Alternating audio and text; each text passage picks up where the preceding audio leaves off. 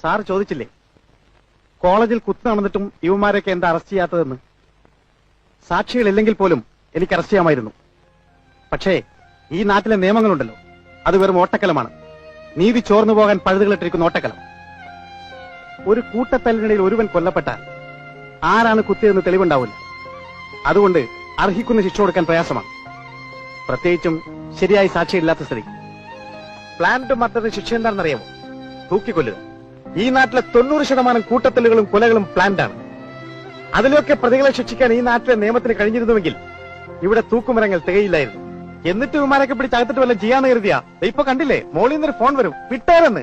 എന്ത് പോക്കത്രം കാണിച്ച് ആര് അറസ്റ്റ് ചെയ്താലും അവരെല്ലാം ഓരോ പാർട്ടി പ്രവർത്തകരായിരിക്കും. അത് തേച്ചു മാറ്റിയാലും ഓരോ പാർട്ടിക്കാർ വരും, മിനിസ്റ്റർമാരുടെ പ്രൈവറ്റ് സെക്രട്ടറികളും. ഇവരുടെയൊക്കെ ചെരുപ്പ് നിൽക്കുന്ന പട്ടികൾ ഈ നാട്ടിലെ ചില പത്രക്കാര്. അവരെന്നും പോലീസിന്റെ കഴിവില്ലായ്മ കൊണ്ടും അനാസ്ഥ കൊണ്ടാണ് കേസ് കഴിഞ്ഞത്. പിന്നെ ഇവിടുത്തെ പോലീസുകാരൻ ഈ നാട്ടിൽ എന്ത് ചിരക്കാനാ? സോറി, ഞാനൊരല്പം ഇമോഷണൽ ആയിപ്പോയി. കാക്കിയിട്ട ഇമോഷൻസും സെന്റിമെന്റ്സ് ഒന്നും പാടില്ലെന്നാ. പോലീസുകാരെന്നൊരു പേരേ ഉള്ളൂ. ശരിയായിട്ടുള്ള കള്ളന്മാര് ഞങ്ങളാ, ജീവിക്കാൻ വേണ്ടിയാ.